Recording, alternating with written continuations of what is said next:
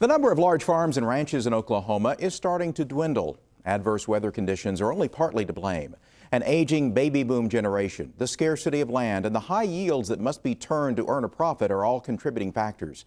But some of those who will make up the next generation of farmers say there couldn't be a better time to make farming a lifetime career. The combines traversing these acres of corn near Garber are driven by young men who have farming in their blood. The oldest is 25-year-old Travis Schneithman. The youngest is his brother, 17-year-old Tyler. My little brother and I, one of our favorite things to do is after it rains to just drive around and look at fields, you know, that green up just right after rain. And it's really great to wake up in the morning and know that you're having a part in, you know, feeding the world, seeing the food in the grocery store. I really enjoy it. I enjoy when it rains, going out looking at crops. Both began farming when they were just little boys. They drove the tractors, nursed the animals, and did just about anything their father or grandfather directed them to do. The brothers are fifth-generation farmers. The Schneithman farm was homesteaded in 1893 by their great-great-grandfather. Last 100 years, there's been good times and bad times, the golden years, and that's some in the teens. We had the 70s that were golden years. And really now, I feel like we're experiencing some of the best times production agricultural scene. Travis says they have increased their yields by 20% in the last 7 years because of crop rotation. We grow wheat, canola, double crop soybeans, corn, as well as alfalfa. Yields have also increased since Travis graduated from OSU with a degree in ag business and encouraged his father to make some changes. My dad was a little bit slow to adopt auto steer technology, GPS, and so I would come home and plant most of the wheat, and it's nice because I could run the tractor till midnight and not be tired and be able to do it because of GPS. Travis explains because of GPS and auto steering, they can not only work longer but be more precise in the field. Mapped by computers in their combines, they reduce overlap in the fields by up to 10 inches. That means they can plant more and be more efficient during harvesting. Travis also uses his iPad as a farm management tool. By using soil samples and yield data, he can calculate exactly how much fertilizer is needed on specific acres. College taught Travis a lot, but so did being a member of Future Farmers of America while in high school. He served as state president and also received the nation's top FFA honor of American Star Farmer.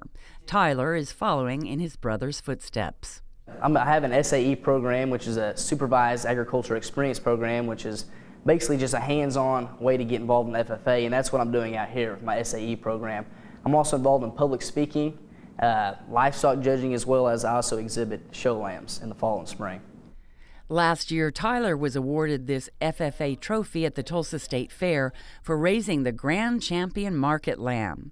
Both brothers have countless awards and trophies they have earned through FFA. Guiding them and all other future farmers are ag teachers who serve the dual role of FFA chapter advisors in 352 school districts across the state.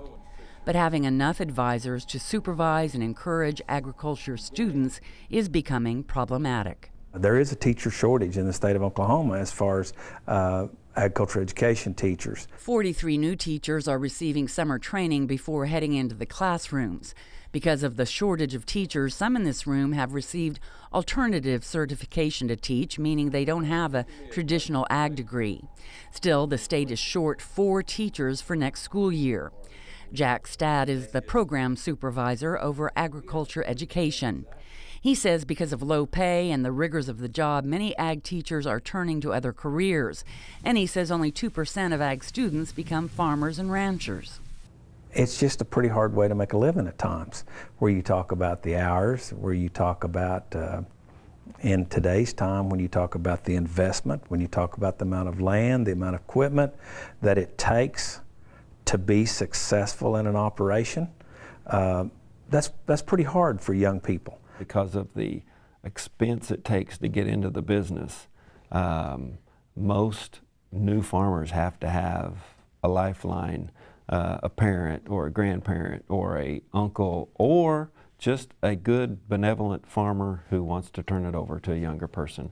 Agriculture Secretary Jim Reese says the aging of baby boomers is also depleting the ranks of farmers. The average age of the farmers today is 58, and we do have an aging population of farmers. And are there enough young farmers?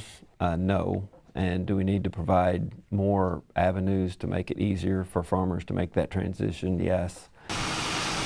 Back on the Schneidman property are two farmhands who are determined to be farmers no matter how hard the road.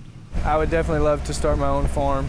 You know, start small and eventually work your way up. Tyler Goss will attend OSU in the fall and will major in mechanical engineering. It's a degree he will apply to farm management. It's basically improving farm equipment to make it better, and so that'll definitely be helpful with running farm machinery and all the time. Dalton LaFosse will be majoring in ag business and agronomy at OSU. I like to learn how to increase yields on certain crops and germination process on how to improve quality in crops and chemicals that you spray on your crops. Travis Schneidman encourages young people to make a career out of farming because with determination, he says it is profitable.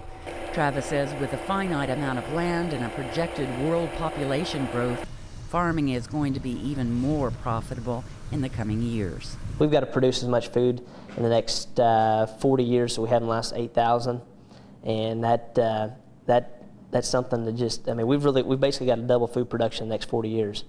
And so with that being said, I think it's going to create great opportunity, and I think really the farmers, the guys that are involved in agriculture are really more or less sitting in the driver's seat. Travis says it's a place he will be for the rest of his lifetime, carrying on a family tradition that carries an immense sense of accomplishment and satisfaction.